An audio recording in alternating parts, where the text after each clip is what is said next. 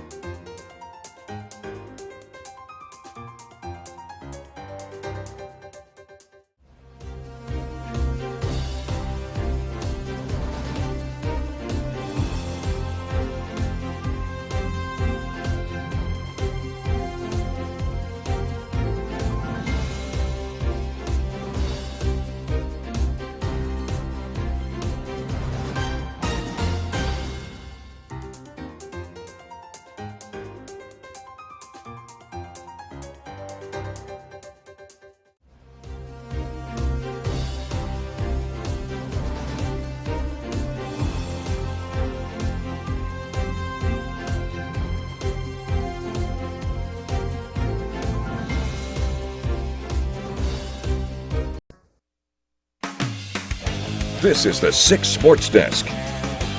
It's been a good couple of days for the Detroit Tigers this week. They're on a 5-game winning streak and starting to show some more consistency in the batter's box.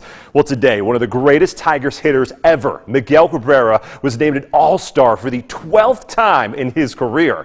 Major League Baseball Commissioner Rob Manfred named Cabrera and St. Louis Cardinals slugger Albert Pujols legacy selections for the American and National League All-Star teams. Now, both players will be celebrated for their contributions to the game over the past 2 decades. But for Cabrera, this hasn't been a season where his hitting has suffered. So far this season, Mickey has leading the Tigers in hits, on-base percentage, batting average, and RBIs. And before tonight's game, Mickey shared his excitement for being named an All-Star for the 12th time in his career.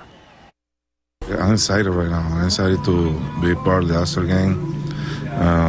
Like I said, it's an honor.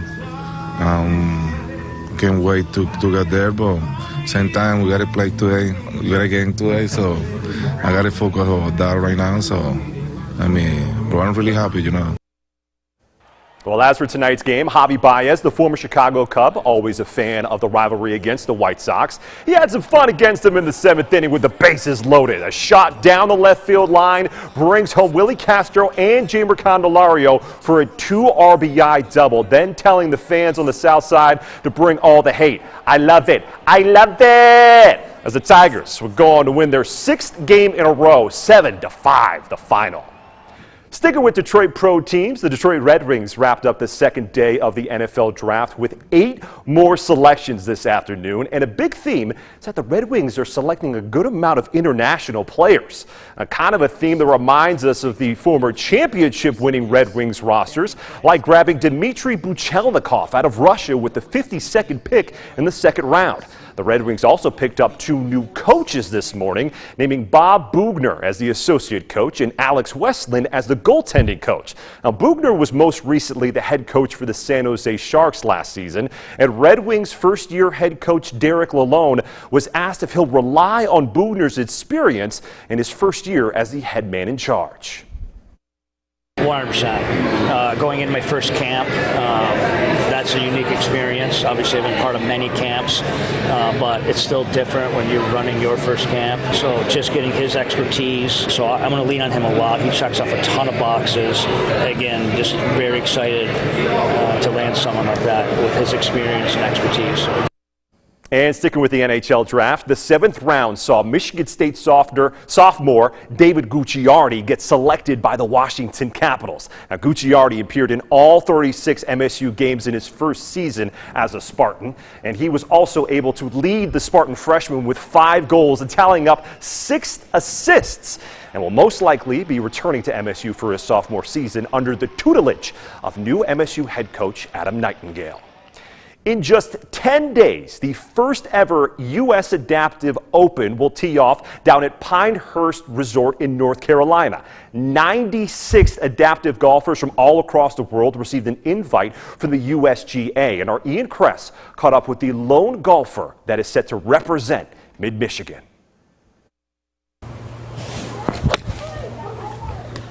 Now that was the best one of the day. Brian Bemis of Charlotte has never let the loss of his right leg affect his love for golf. You create power from the ground up, so you gotta really use your lower body, and well, I'm limited, so. Jokes I got. Yeah, I like that. Hasn't stopped you though. No.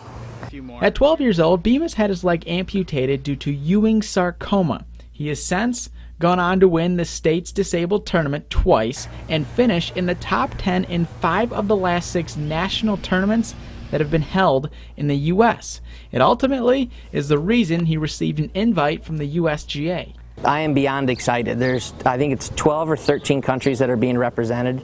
I know probably like 50 or 60 of the players that are going to be there, so I have knowledge of what to expect with them and everything, but I'm looking forward to meeting some new people. Brian has been an amputee 3 times in his life, and the last time came back on July 18th of 2012. And now, 10 years later, on that exact same day, July 18th, is when he'll tee off for the first time in the U.S. Adaptive Open. I didn't put the 2 and 2 together until right now when you said it, and in a sense, for me, it's kind of life-changing to some degree because, I mean, to be a part of the very first thing, you're a trailblazer in the sense of disabled golf, something as large as this will become around the world. In Lansing, Ian Kress, 6 Sports. What a great story. Thank you, Ian. We'll be right back with a final look at your forecast, so stay with us.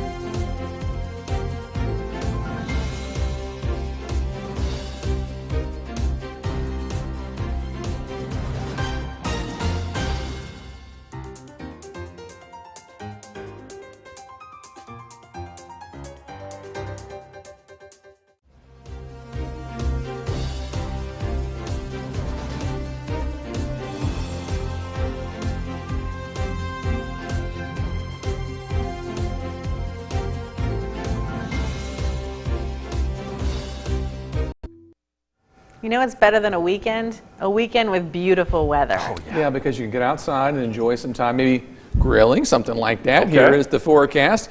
Just how my hot dogs and hamburgers look. Perfect every time. Mostly sunny skies, ideal grilling weather from lunchtime right through the evening hours. Flip those over. They're mine, though. They'd be burned on one side for sure. 84 on Sunday. If you're going to be out then, looks good as well. Some showers. They hold off until late Monday, early Tuesday, then out of here. 80s Wednesday and Thursday. Then the hot and humid weather returns next weekend. Some storms on Saturday, and then shut the windows, cut the AC on once again, because it's going to be hot right through the middle of next week. Yeah, that's going to cost a pretty penny there running the AC for that long. Small fortune there. Not complaining. It's Michigan. It's summer. We're going to embrace it. We'll take it. We will take it. Have a Because great it'll evening, snow soon. everybody. Yeah. You bet.